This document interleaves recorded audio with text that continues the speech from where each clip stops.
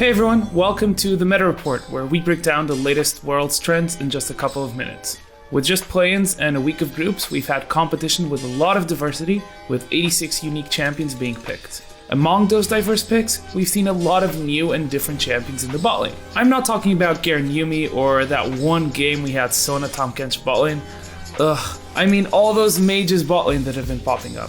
Over the course of play-ins and the first week of groups, we've had 28 non-traditional bot lanes show up in the tournament, meaning bot lanes that don't include the traditional ranged AD carry. Of those 28, 18 were bot lane mages. So, why are we seeing bot lane mages? First of all, it's important to consider itemization. Mages generally have earlier power spikes than AD carries. At 1,300 gold, mages can buy Lost Chapter and get 40 ability power, mana sustain via the item passive and the flat 300 mana, and 10% cooldown reduction.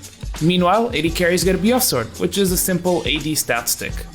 The two most popular AD carries in the tournament are by far Xayah and Kai'Sa, with 33 games played on each champion. They're seen as AD carries that have their big spike at 3 items. Xayah is a crit-based AD carry, and given the nature of critical chance, stacking it is optimal. But reaching that strong point of 75% critical chance will require 9,300 gold, and that's excluding tier 2 boots. Kai'Sa usually spikes at 3 items as well, as she goes for the slow scaling Muramana build into Ginsu's Rage Blade and Nashor's Tooth to get all of her 3 abilities evolved.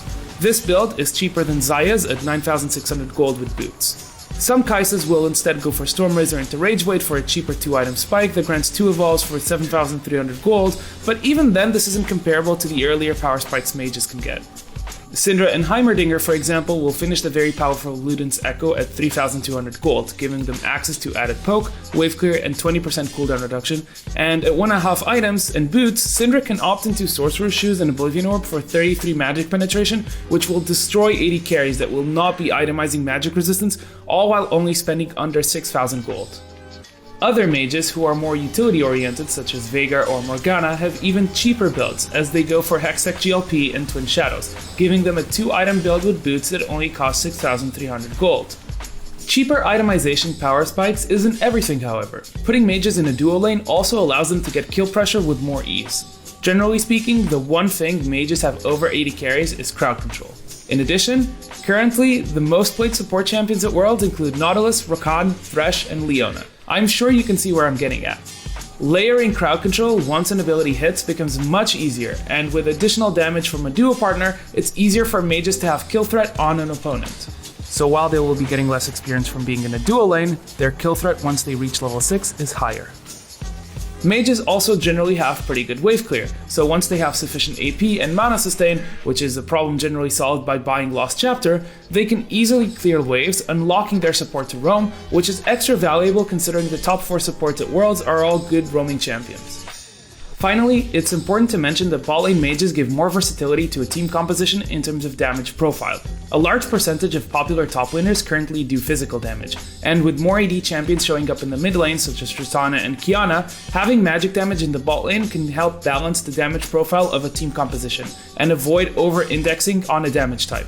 But if mages are so good, why do we still predominantly see AD carries? The reason is simple. AD carry as a champion archetype still perform functions that can't be replaced by other classes. They bring consistent damage, which makes sieging turrets or taking neutral objectives easier, and they also function as a late game insurance, as most AD carries scale relatively well going into mid and late game. Their teamfighting is also pretty strong and doesn't rely on major cooldowns as much as mages, which can make them easier to execute. And finally, all 3 of the most picked AD carries at Worlds so far have tools to either avoid, dodge, or just tank incoming burst damage. That is going to be it for today. We hope you were able to understand why you're seeing more mages in the bot lane and the advantages and disadvantages of running them. See you next time.